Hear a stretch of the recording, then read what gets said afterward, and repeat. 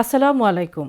মহান ভাষা আন্দোলনের বীর শহীদদের স্মৃতির প্রতি গভীর শ্রদ্ধা নিবেদন করে বিটিভি চট্টগ্রামের সংবাদে সবাইকে স্বাগত জানাচ্ছি অঙ্কন শ্রেষ্ঠা।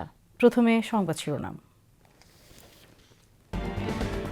মহান শহীদ দিবস ও আন্তর্জাতিক মাতৃভাষা দিবসে ভাষা শহীদদের শ্রদ্ধা ভরে স্মরণ। কেন্দ্রীয় শহীদ মিনারে পুষ্পস্তবক অর্পণ করে ভাষা শহীদদের স্মৃতির প্রতি রাষ্ট্রপতি ও প্রধানমন্ত্রীর শ্রদ্ধা।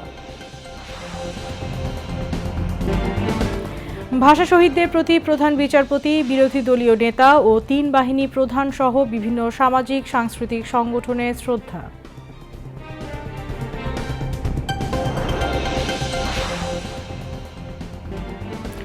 চট্টগ্রামে যথাযোগ্য মর্যাদায় মহান শহীদ দিবস ও আন্তর্জাতিক মাতৃভাষা দিবস পালিত। ভোরে প্রভাত ফেরি সহকারে নানা শ্রেণী পেশার মানুষের শ্রদ্ধা।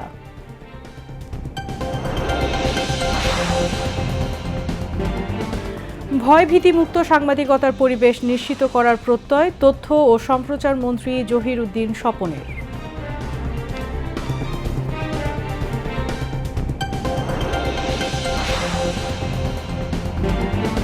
পার্বত্য চট্টগ্রামকে ইকো ট্যুরিজম স্পটে রূপান্তরের ঘোষণা পার্বত্য চট্টগ্রাম বিষয়ক প্রতিমন্ত্রী মীর মোহাম্মদ হেলাল উদ্দিনের।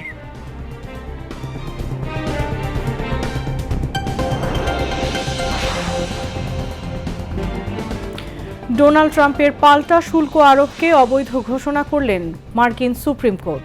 তীব্র অসন্তোষ ট্রাম্পের।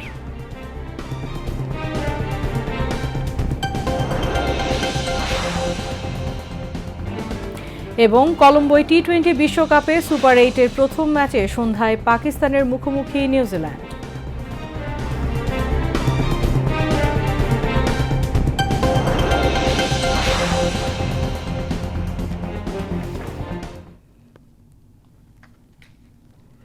এতক্ষণ সংবাদ শিরোনাম শুনলেন, এবার বিস্তারিত। আজ অমর 21শে ফেব্রুয়ারি, মহান শহীদ দিবস ও আন্তর্জাতিক মাতৃভাষা দিবস। মাতৃভাষা আন্দোলনের ৭৪ বছর পূর্ণ হল আজ। গভীর শ্রদ্ধা ও ভালোবাসায় জাতি ভাষা শহীদদের স্মরণ করছে। সারা দেশে যথাযোগ্য মর্যাদায় পালিত হচ্ছে দিবসটি। দিবসের প্রথম প্রহরে ঢাকায় কেন্দ্রীয় শহীদ মিনারে পুষ্পস্তবক অর্পণ করে ভাষা শহীদদের প্রতি বিনম্র শ্রদ্ধা জানিয়েছেন রাষ্ট্রপতি মোহাম্মদ শাহাবুদ্দিন ও প্রধানমন্ত্রী তারেক রহমান। প্রথমে রাষ্ট্রপতি, এরপরই পুষ্পস্তবক অর্পণ করে ভাষা শহীদদের স্মৃতির প্রতি গভীর শ্রদ্ধা জানান প্রধানমন্ত্রী তারেক রহমান। শ্রদ্ধা নিবেদন শেষে ইতিহাসে প্রথমবারের মতো শহীদ মিনারে ভাষা শহীদদের রুহের মাগফিরাত কামনায় দোয়া ও মোনাজাত করেন প্রধানমন্ত্রী। খোরশেদ আলমের রিপোর্ট, ক্যামেরায় ছিলেন মোহাম্মদ মনিরুজ্জামান।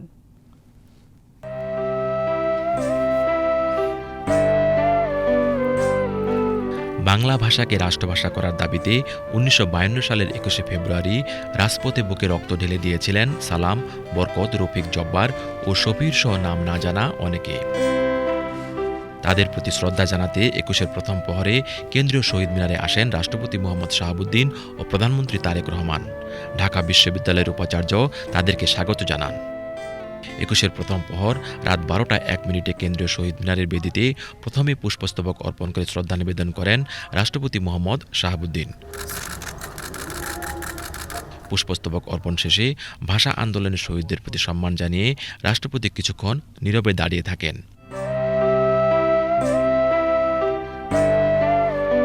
রাষ্ট্রপতির পরপরই প্রধানমন্ত্রী তারেক রহমান জাতির পক্ষ থেকে কেন্দ্রীয় শহীদ মিনারের বেদিতে পুষ্পস্তবক অর্পণ করে ভাষা শহীদদের প্রতি গভীর শ্রদ্ধা জানান।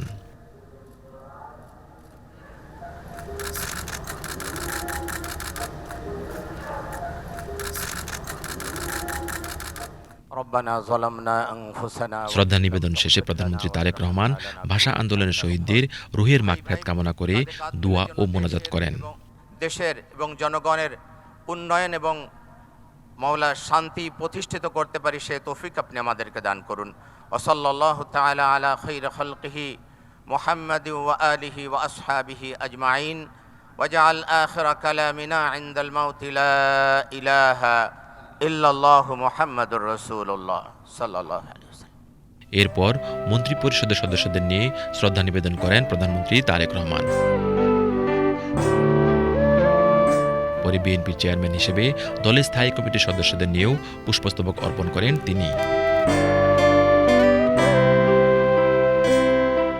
এরপর স্ত্রী জুবাইদা রহমান ও মেয়ে জাইমা রহমানকে সঙ্গে নিয়েও ভাষা শহীদদের প্রতি শ্রদ্ধা জানান প্রধানমন্ত্রী তারেক রহমান।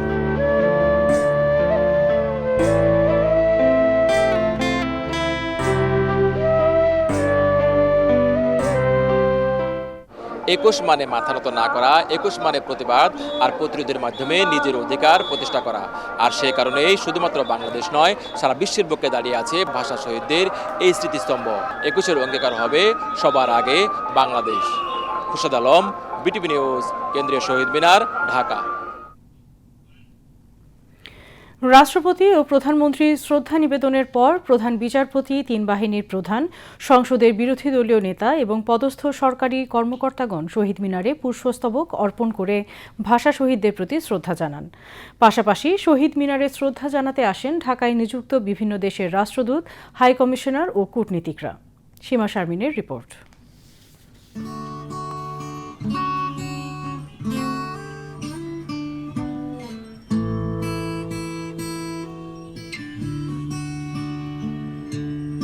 মহান ভাষা শহীদ দিবসের প্রথম প্রহরে প্রধানমন্ত্রীর শ্রদ্ধা নিবেদনের পর সেনাবাহিনী প্রধান জেনারেল ওয়াকারুজ্জামান, নৌবাহিনীর প্রধান অ্যাডমিরাল মোহাম্মদ নাজমুল হাসান এবং বিমান বাহিনীর প্রধান air chief marshal Hasan Mahmud Khan পুষ্পস্তবক অর্পণ করে শ্রদ্ধা জানান।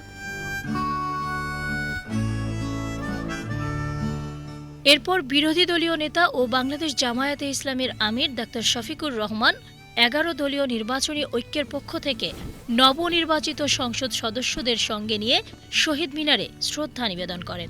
শ্রদ্ধা নিবেদন শেষে ভাষা শহীদদের জন্য দোয়া ও মোনাজাত করেন তারা। ভাষা শহীদদের প্রতি শ্রদ্ধা নিবেদন করেন ঢাকায় নিযুক্ত বিভিন্ন দেশের রাষ্ট্রদূত, হাই কমিশনার ও কূটনীতিকরা। এরপর নির্বাচন কমিশন, মন্ত্রিপরিষদ সচিব, প্রধানমন্ত্রীর মুখ্য সচিব শ্রদ্ধা জানান।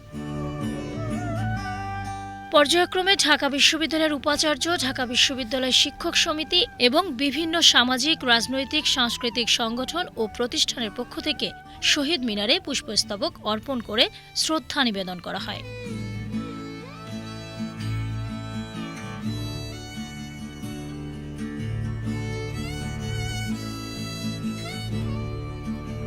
শ্রদ্ধা নিবেদন শেষে সাংবাদিকদের সাথে কথা বলেন নেতৃবৃন্দ। ছাত্রগণ অভ্যুত্থানের পরে মানুষের যে আকাঙ্ক্ষা, প্রত্যাশা, তার মধ্যে হচ্ছে আমাদের যেন আমরা জাতীয় সংস্কৃতি এবং ইতিহাসকে সর্বোচ্চ মর্যাদা দিই।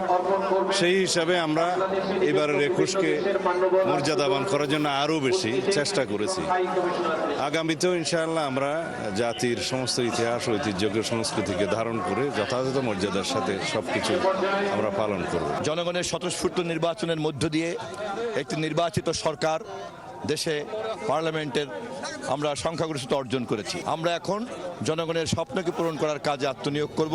মহান এ দিবসটি উপলক্ষে সকালে বীর শহীদদের প্রতি শ্রদ্ধা নিবেদন করেন প্রধান বিচারপতি জুবাইর রহমান চৌধুরী এবং সুপ্রিম কোর্টের আপিল বিভাগ ও হাইকোর্ট বিভাগের বিচারপতিগণ।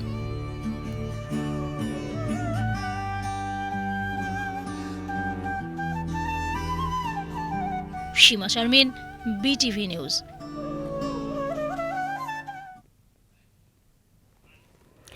এদিকে দিনের প্রথম প্রহরে শহীদ মিনারে শ্রদ্ধা জানাতে আসেন সর্বস্তরের জনগণ। এ সময় ফুলে ফুলে ভরে ওঠে শহীদ মিনার প্রাঙ্গণ। শ্রদ্ধা নিবেদনের মধ্য দিয়ে ভাষা শহীদদের স্মরণ করেন বিভিন্ন সামাজিক, সাংস্কৃতিক ও রাজনৈতিক প্রতিষ্ঠান সহ নানা শ্রেণী পেশার মানুষ। মাহফুজুর রহমানের প্রতিবেদন।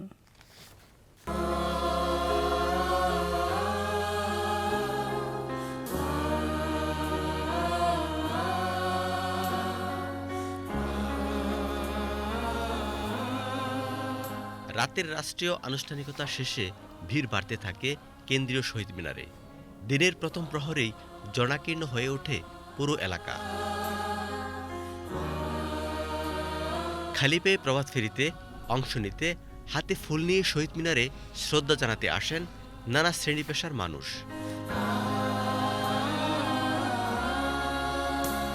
শিশু থেকে বৃদ্ধ সব বয়সী মানুষের উপস্থিতিতে মুখর হয়ে ওঠে শহীদ মিনার এলাকা। বাচ্চারা তো ঐতিহ্য আসলে বুঝে যাচ্ছে যে আমরা এই দেশ স্বাধীন করার পিছনে কাদের হাত আছে বা কারা শহীদ রক্ত হয়েছে। আন্তর্জাতিক মাতৃভাষা দিবস আমরা কিভাবে আমাদের বাংলা ভাষাকে ফিরে পেয়েছি, তাদেরকে আসলে আমাদের ওই ইতিহাসটা জানানোর জন্য আসলে মূলত এখানে আসা। বাঙালি হিসাবে, বাংলাদেশি হিসাবে এই বাংলা ভাষাকে আমরা অনেক বেশি বুকে ধারণ করা এবং লালন করা এটা আমাদের সবাই নৈতিক দায়িত্ব, এবং তার পাশাপাশি সকল বাচ্চাদেরকে এই বাংলা ভাষার ঐতিহ্য এবং বাংলা ভাষা কিভাবে আসছে এটা জানানো দরকার। সারা পৃথিবীর কাছে লিখিত রূপে, কথ্য রূপে সৌন্দর্য নিয়ে, বাংলা ভাষার নিজস্ব সম্পদ নিয়ে যেন আমরা আমাদের ভাষাকে প্রতিষ্ঠা করতে পারি।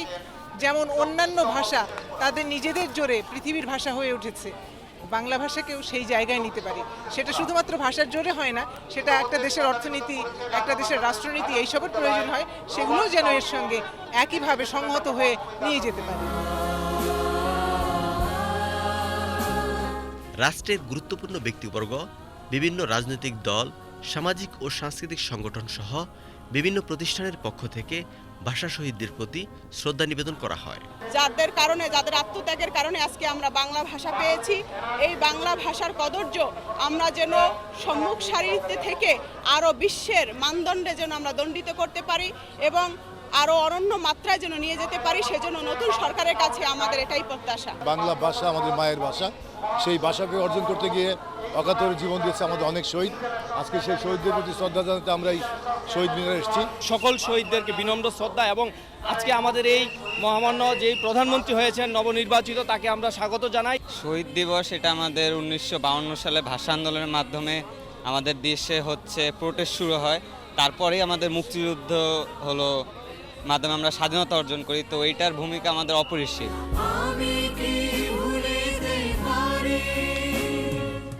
শহীদ মিনারে ফুল দিতে আসা মানুষের কণ্ঠে ধ্বনিত হয় আমার ভাইয়ের রক্তে রাঙানো 21শে ফেব্রুয়ারি।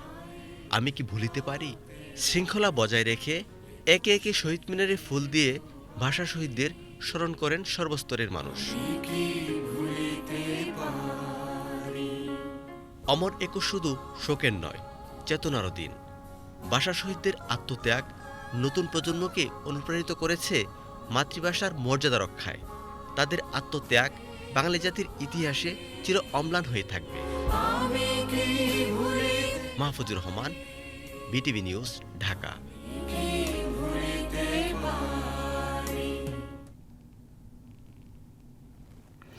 চট্টগ্রামে যথাযোগ্য মর্যাদায় পালিত হয়েছে মহান শহীদ দিবস ও আন্তর্জাতিক মাতৃভাষা দিবস। চট্টগ্রাম কেন্দ্রীয় শহীদ মিনারে ভাষা শহীদদের প্রতি শ্রদ্ধা জানিয়ে পুষ্পস্তবক অর্পণের মাধ্যমে কর্মসূচির সূচনা হয়। দিবসের প্রথম প্রহরে city mayor doctor Shahadat Hossain শহীদ মিনারে পুষ্পস্তবক অর্পণ করে ভাষা শহীদদের প্রতি শ্রদ্ধা জানান। এরপর সংসদ সদস্য আবু সুফিয়ান ও এরশাদুল্লাহ শহীদ মিনারে পুষ্পস্তবক অর্পণ করেন। প্রশাসনের পদস্থ কর্মকর্তা ও বিভিন্ন রাজনৈতিক, পেশাজীবী, সামাজিক ও সাংস্কৃতিক সংগঠনের নেতৃবৃন্দ শহীদ মিনারে পুষ্পস্তবক অর্পণ করেন। চট্টগ্রামের বিভাগীয় কমিশনার ডক্টর মোহাম্মদ জিয়াউদ্দিনের নেতৃত্বে কমিশনার কার্যালয়ের কর্মকর্তা কর্মচারী, চট্টগ্রাম জেলা প্রশাসক মোহাম্মদ জাহিদুল ইসলাম মিয়ার নেতৃত্বে চট্টগ্রাম জেলা প্রশাসনের কর্মকর্তা কর্মচারী এবং চট্টগ্রাম মহানগর পুলিশ, চট্টগ্রাম রেঞ্জ পুলিশ শহীদ মিনারে পুষ্পস্তবক অর্পণ করে। এরপর চট্টগ্রাম জেলা পুলিশ, আনসার, ভিডিপি, বীর মুক্তিযোদ্ধাগণ, fire service and civil defence, বন বিভাগ, চট্টগ্রাম বিভাগীয় passport office, Bangladesh television Chattogram কেন্দ্র, ইন্ডাস্ট্রিয়াল পুলিশ, পিবিআই, চট্টগ্রাম জেলা পরিষদ, চট্টগ্রাম কেন্দ্রীয় কারাগার সহ সকল সরকারি দপ্তর শহীদ মিনারে পুষ্পস্তবক অর্পণ করে শহীদদের প্রতি শ্রদ্ধা জানান। এছাড়া চট্টগ্রাম মহানগর বিএনপির আহ্বায়ক এরশাদুল্লাহ ও সদস্য সচিব নাজিমুর রহমানের নেতৃত্বে মহানগর বিএনপি শহীদ মিনারে পুষ্পস্তবক অর্পণ করেন।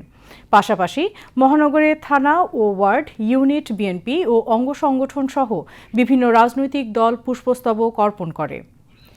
ভোরের আলো ফোটার সাথে সাথে চট্টগ্রাম নগরীতে শুরু হয় প্রভাত ফেরি।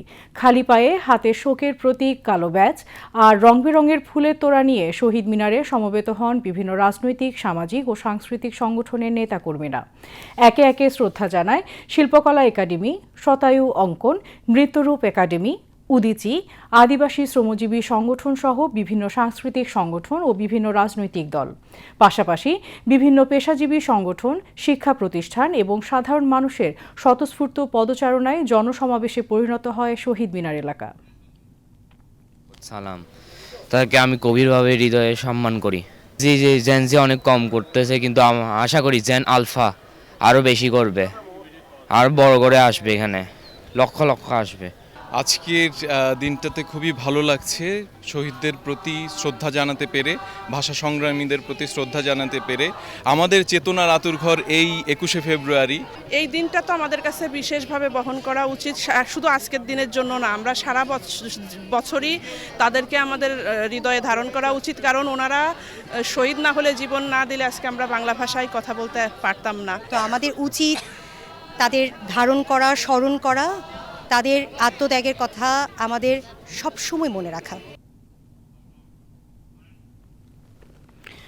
প্রধানমন্ত্রী হিসেবে দায়িত্ব গ্রহণের পর প্রথমবারের মতো রাজধানীর তেজগাঁওয়ে প্রধানমন্ত্রীর কার্যালয়ে দাপ্তরিক কার্যক্রম শুরু করেছেন প্রধানমন্ত্রী তারেক রহমান।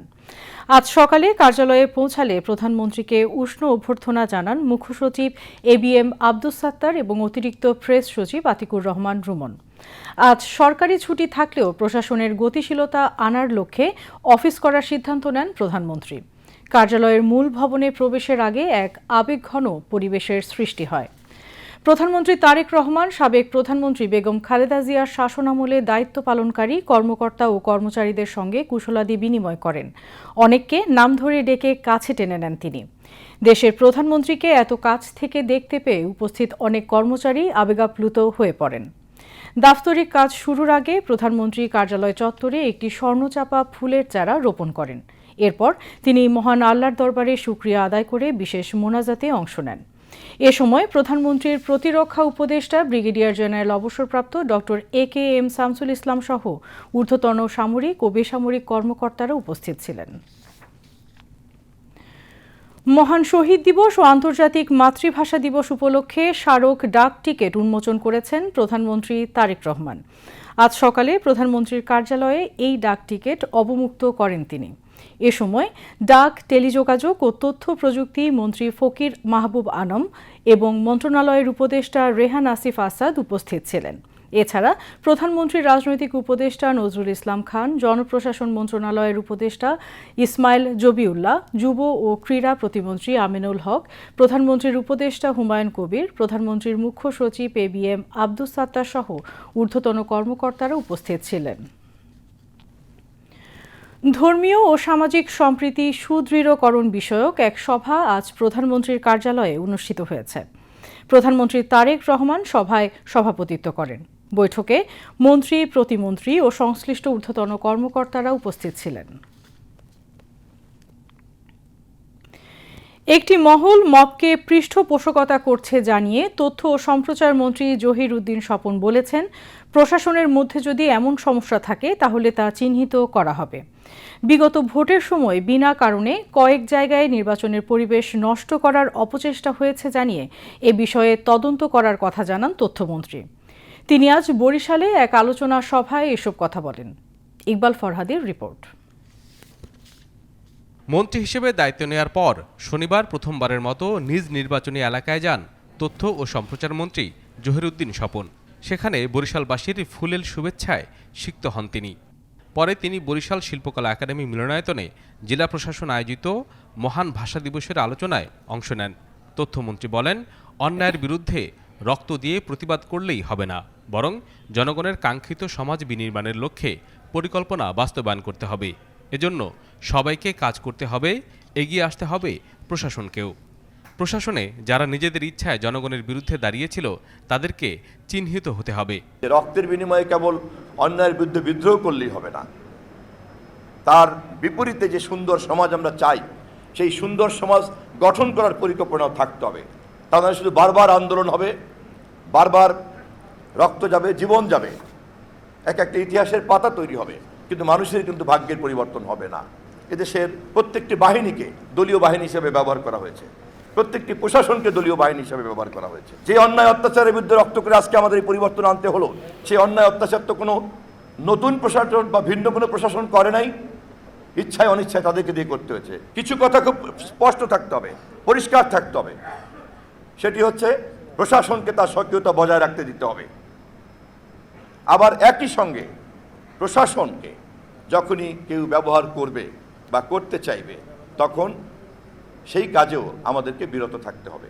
তথ্যমন্ত্রী হিসেবে ভয় ভীতিমুক্ত সাংবাদিকতার পরিবেশ নিশ্চিত করার প্রত্যয় জানিয়ে জহিরুদ্দিন স্বপন বলেন, সাংবাদিকদের জবাবদিহিতা সাংবাদিকতার পরিকাঠামোর মধ্যেই হতে হবে। আমরা সাংবাদিকদের যে কোনো সমস্যার সমাধানের দায়িত্ব কেবলমাত্র তথ্য মন্ত্রণালয়ের বাইরে স্বরাষ্ট্র মন্ত্রণালয় বা অন্য কোনো মন্ত্রণালয় যাতে যুক্ত না থাকে সে বিষয়ে আমরা পরামর্শ করে ঠিকঠাক করব। কারণ সাংবাদিকতার মতো পেশাতে তাদের যে কোনো ধরনের জবাবদিহিতা তা কেবলমাত্রই সাংবাদিকতার পরিকাঠামোর মধ্যেই হতে পারে, এর বাইরে কারো হস্তক্ষেপ থাকুক তা আমরা চাইব না। জনগণের পক্ষে যে গণমাধ্যম ভূমিকা পালন করেছে সেই গণমাধ্যমের মাধ্যমেই আমরা দেশবাসীর কাছে তা পরিষ্কার করব। কারণ আমাদের সামনে জনগণের কাছে জবাবদিহিতাই হচ্ছে চূড়ান্ত কথা, এবং জনগণের জন্য বাংলাদেশকে প্রস্তুত করাই হচ্ছে আমাদের একমাত্র কাজ, অন্য কারোর জন্য নয়। গণমাধ্যমের অভিভাবক হওয়ার দায়িত্ব আমার। একটা দেশে গণতন্ত্র চলতে পারে না যদি সেই দেশে স্বাধীন গণমাধ্যম না থাকে। গণমাধ্যম স্বাধীনতা চর্চা করতে পারে না যদি তার জবাবদিহিতা না থাকে। আমরা সেই কারণেই স্বাধীনতার জন্যই জবাবদিহিতাকে নিশ্চিত করব, এবং এই পথেই গণমাধ্যমের স্বাধীনতাকে আমরা নিশ্চিত করব, এবং সেইভাবেই জাতির সমস্ত চিত্রকে উন্মোচিত করবে গণমাধ্যম। এভাবেই একটি সামগ্রিক ব্যবস্থা আমরা ধীরে ধীরে উন্নয়নের দিকে এগিয়ে চলব। তথ্যমন্ত্রী জানান, পায়রা বন্দরের সঙ্গে রাজধানীর যোগাযোগ উন্নয়ন ঘটাতে ভাঙা পর্যন্ত 4 লেনের প্রকল্প এগিয়ে নেওয়া হবে। ভোলা থেকে গ্যাস সরবরাহ ও দ্বীপ জেলাটির সঙ্গে ব্রিজ নির্মাণ, দুটি বিষয়কে একসঙ্গে এগিয়ে নেবে সরকার।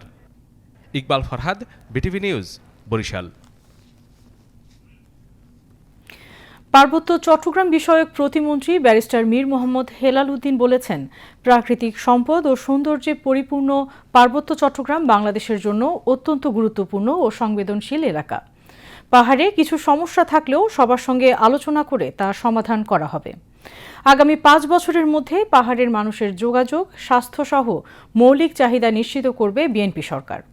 তিনি আজ সকালে চট্টগ্রামের হাটহাজারীতে উপজেলা প্রশাসন আয়োজিত এক মতবিনিময় সভায় সাংবাদিকদের প্রশ্নের জবাবে কথা বলেন। প্রতিমন্ত্রী বলেন, পার্বত্য চট্টগ্রামকে পৃথিবীর শ্রেষ্ঠ ইকো ট্যুরিজম স্পটে রূপান্তরিত করতে কাজ করা হবে। আমজাদ হোসেনের প্রতিবেদন। পার্বত্য চট্টগ্রাম বিষয়ক মন্ত্রণালয়ে প্রতিমন্ত্রী হিসেবে দায়িত্ব নেওয়ার পর প্রথমবার নিজ নির্বাচনী এলাকা চট্টগ্রামের হাটহাজারীতে আসেন ব্যারিস্টার মীর মোহাম্মদ হেলাল উদ্দিন। প্রথমে অমর 21শে ফেব্রুয়ারি শহীদ দিবস ও আন্তর্জাতিক মাতৃভাষা দিবস উপলক্ষে হাটহাজারী কেন্দ্রীয় শহীদ মিনারে ভাষা শহীদদের প্রতি ফুলের শ্রদ্ধা জানান তিনি। উপজেলা প্রশাসনের সঙ্গে শ্রদ্ধা নিবেদনের পর উপজেলা বিএনপি, পৌর বিএনপি, উপজেলা যুবদল, স্বেচ্ছাসেবক দল, মহিলা দলসহ স্থানীয় বিএনপির অঙ্গ সংগঠনের সঙ্গে শহীদ বেদিতে শ্রদ্ধা নিবেদন করেন চট্টগ্রাম 5 আসনের সংসদ সদস্য।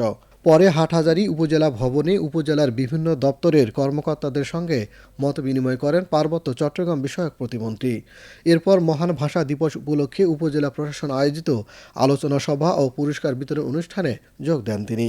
অবৈধ শাসনামল থেকে আপনি যখন একটি মুক্ত গণতান্ত্রিক ব্যবস্থায় আসবেন, আপনার কাছে সবকিছু আরো সুন্দর মনে হবে, সবকিছু সাবলীল মনে হবে, এবং এটাকে আপনি এনজয় করতে পারবেন, আপনি এটাতে আনন্দ পাবেন। তো অবশ্যই আজকে যদিও 21শে ফেব্রুয়ারি অত্যন্ত গুরুত্বপূর্ণ তাৎপর্যপূর্ণ একটি দিন, যে খুব কম দেশ আছে যারা ভাষার জন্য যুদ্ধ করে ভাষা নিশ্চিত করেছে, সেটি হচ্ছে আমাদের বাংলা ভাষা।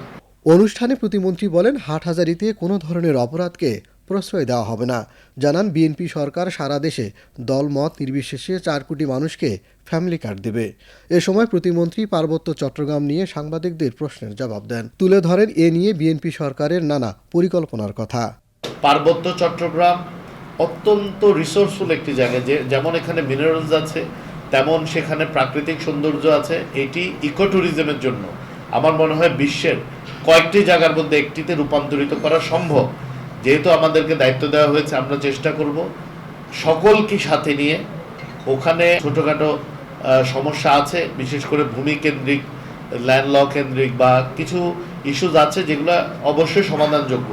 আমরা ওনাদের সাথে বসে আলাপ আলোচনা করে সকলকে একসাথে নিয়ে পার্বত্য চট্টগ্রামকে ওয়ার্ল্ডের best tourist spot, eco tourism স্পটে পরিণত করব, এবং এই পৃথিবীতে এই পার্বত্য চট্টগ্রামে যাতায়াতের ব্যবস্থা এবং ওদের যে মেডিকেল ফ্যাসিলিটিস দরকার, ওদের যে শিক্ষা প্রতিষ্ঠানগুলো দরকার, ওনাদের যে বেসিক ফ্যাসিলিটিগুলো দরকার, রাস্তাঘাট, পানির ব্যবস্থা, এগুলো সব কিছু ইনশাল্লাহ এই সরকারের শাসনামলে এই 5 বছরের মধ্যে ইনশাল্লাহ নিশ্চিত করা হবে।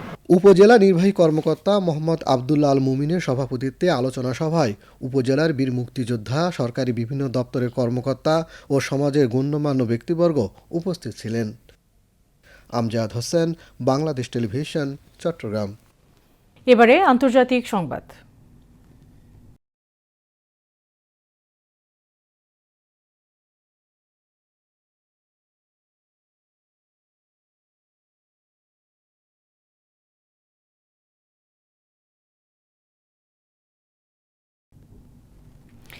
যুক্তরাষ্ট্রের প্রেসিডেন্ট ডোনাল্ড ট্রাম্প বাংলাদেশ সহ বিভিন্ন দেশের ওপর যে পাল্টা শুল্ক আরোপ করেছিলেন সেটাকে অবৈধ ঘোষণা করেছেন দেশটির সুপ্রিম কোর্ট।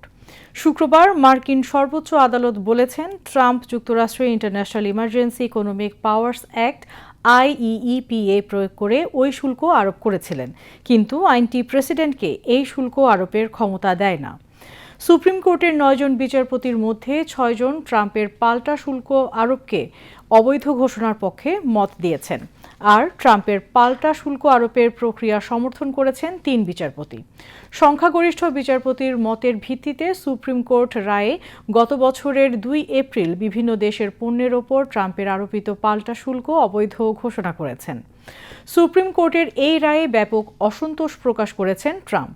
তিনি সব দেশের পণ্যের ওপর অন্য আইন প্রয়োগের মাধ্যমে নতুন করে 10% শুল্ক আরোপ করার ঘোষণা দিয়েছেন। সর্বোচ্চ আদালতের ওই রায় আসার পর হোয়াইট হাউসে সংবাদ সম্মেলনে ট্রাম্প বলেন, সুপ্রিম কোর্ট যে রায় দিয়েছে তা জাতির জন্য অসম্মানের। বিচারপতিদের সমালোচনা করে তিনি বলেন, কিছু বিচারপতির জন্য তিনি সত্যিকারের লজ্জা বোধ করছেন। বিচারপতিরা বিদেশিদের স্বার্থ রক্ষা করছেন বলেও মন্তব্য করেন তিনি।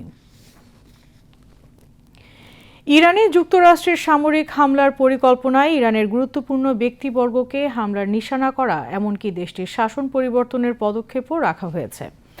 যুক্তরাষ্ট্রের প্রেসিডেন্ট ডোনাল্ড ট্রাম্প নির্দেশ দিলে তা বাস্তবায়ন করা হবে বলে বার্তা সংস্থা রয়টার্সকে জানিয়েছেন 2 মার্কিন কর্মকর্তা। ইরানের সঙ্গে যুক্তরাষ্ট্রের কূটনৈতিক প্রচেষ্টা ব্যর্থ হলে দেশটির সঙ্গে গুরুতর সংঘাতের জন্য প্রস্তুত হচ্ছে যুক্তরাষ্ট্র। গত সপ্তাহে বার্তা সংস্থা রয়টার্স প্রথম প্রতিবেদন প্রকাশ করে জানিয়েছিল, তাদের সামরিক বাহিনী ইরানের বিরুদ্ধে একটি দীর্ঘস্থায়ী সপ্তাহব্যাপী অভিযানের প্রস্তুতি নিচ্ছে।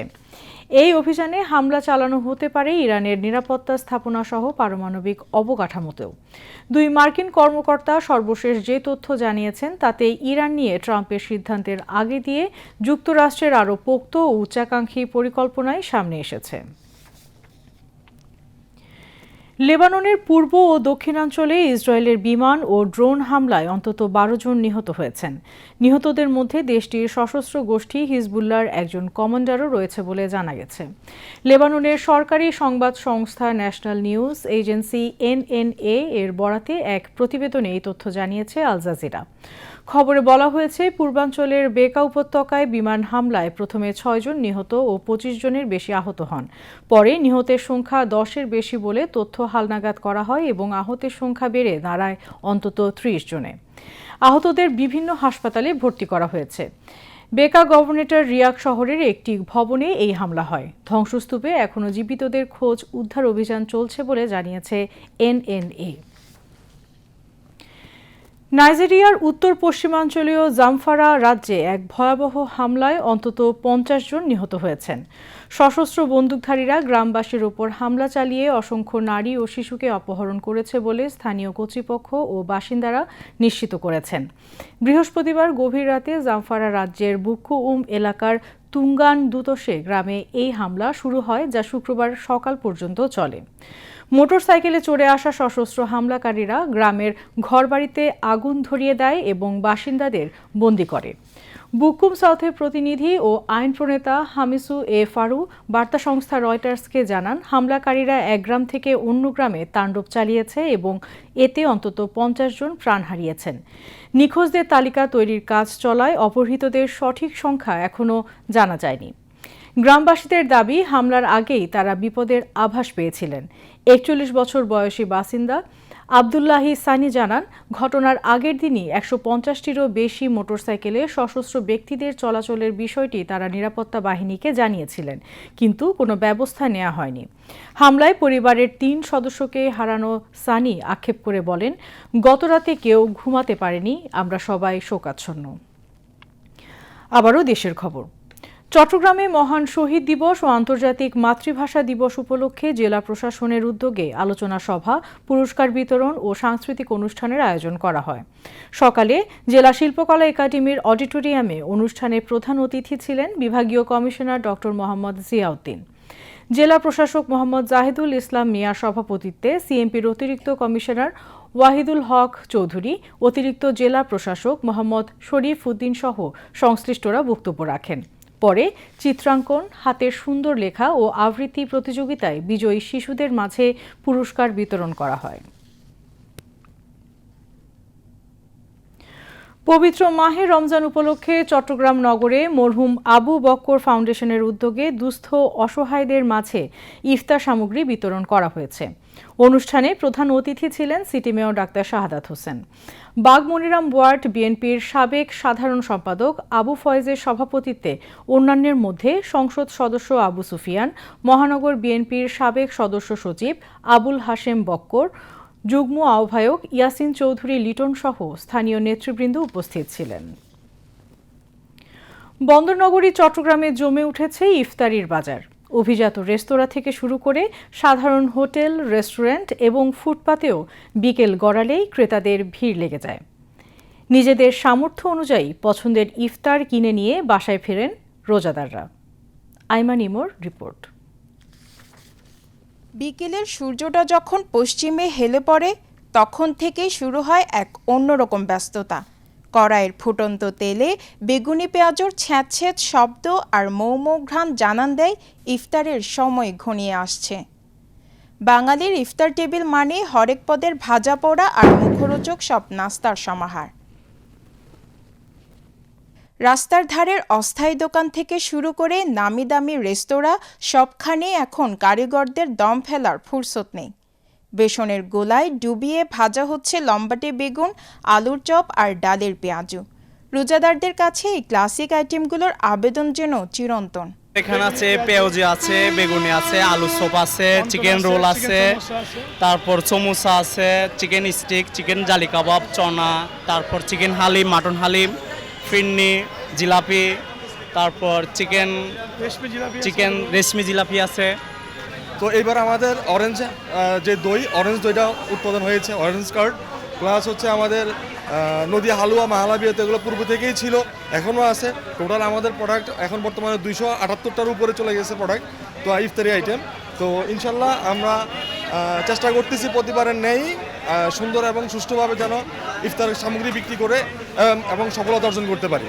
যেমন আমাদের এই সেক্টরটা পুরোটাই জাপানিজ কুইজিন দিয়ে শুরু, তো আলহামদুলিল্লাহ খুব ভালো একটা আমরা সাপোর্ট পাচ্ছি, সাড়া পাচ্ছি আমাদের গেস্ট থেকে। ডিফারেন্ট টাইপের একদম আনকমন কুইজিন এবার আমরা স্টার্ট করেছি, আনকমন কুইজিন দিয়ে। সো মোটামুটি চিকেন থেকে শুরু করে ফিশ আইটেম, বিফ আইটেম, সব ধরনের আইটেমই আমরা আসলে এবার অ্যাভেলেবেল করেছি গেস্টদের জন্য। আরও আছে ডিম chop, chicken fry, chicken grill, chicken Sharma, chicken shashlik. ছোট বড় সবার পছন্দের তালিকায় এখন শীর্ষে এই পদগুলো। এছাড়া আছে কাবাব ও কাটলেট, জালি কাবাব থেকে শুরু করে শামি কাবাব। মাংসের পুরে ঠাসা এই নাস্তাগুলো ইফতারে আনে রাজকীয় তৃপ্তি। ডাল আর মাংসের মিশ্রণে তৈরি হয় শাহি হালিম। আর ইফতারের মিষ্টি মুখ করতে রসের টুইটুম্বর, জিলাপির তো কোনো বিকল্প নেই। নতুন করে যোগ হয়েছে বিরিয়ানি, কোরমা, রোস্ট, সেই সাথে চট্টগ্রামের ঐতিহ্য মেজবানি মাংস। এই ইফতার বাজারে কী নেই? দেশি বিদেশি বাহারি খাবারে সাজানো হয়েছে এই ইফতার বাজার। আমাদের বাসায় যতই ইফতার রেডি হোক না কেন, আমরা বাইরে থেকে কিছু ভাজা পোড়া নিতে পছন্দ করি। আজকে চিকেনের কিছু নতুন আইটেম দেখলাম, যেগুলো দেখে খুব ভালো লাগতেছে, আজকে ট্রাই করে দেখি। আমি ফিরনি কিনলাম, জিলাপি কিনলাম, ছোলা নিলাম, বেগুনি, এরপরে পেঁয়াজু।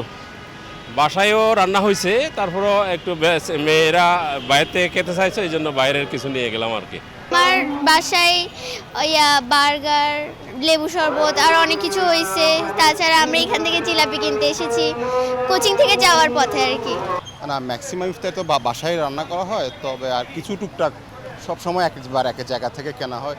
সারাদিনের সিয়াম সাধনা শেষে এক প্লেট মুড়ি মাখানো আর গরম গরম বেগুনি পেঁয়াজুর কামড় যেন প্রশান্তির এক অনন্য উৎস। দ্রব্যমূল্যের ঊর্ধ্বগতির মাঝেও ইফতারের এই আনন্দ আর ঐতিহ্য যেন প্রতিটি বাঙালির ঘরে ঘরে অটুট থাকে, এমনটাই প্রত্যাশা সবার। আইমন ইমা, বাংলাদেশ টেলিভিশন, চট্টগ্রাম। এবারে খেলার খবর।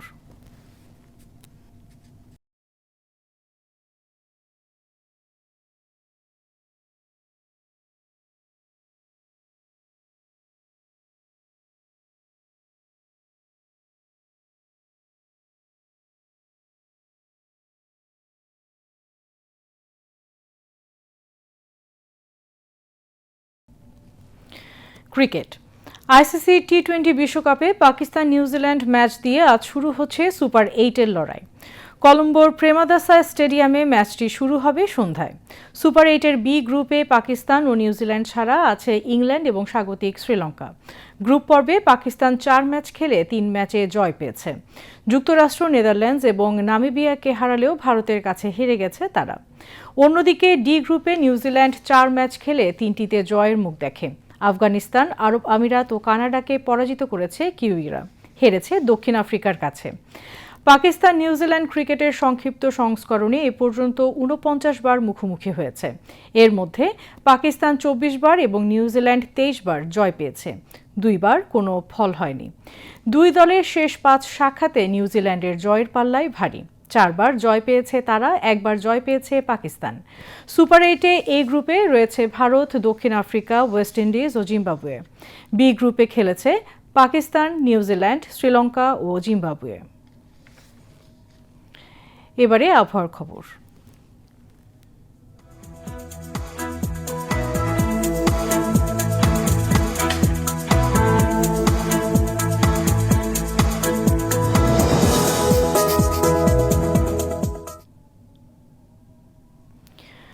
পতেঙ্গা আবহাওয়া অফিস জানিয়েছে, আগামীকাল সন্ধ্যা 6টা পর্যন্ত চট্টগ্রাম এবং পার্শ্ববর্তী এলাকায় আকাশ অস্থায়ীভাবে আংশিক মেঘলা সহ আবহাওয়া শুষ্ক থাকতে পারে।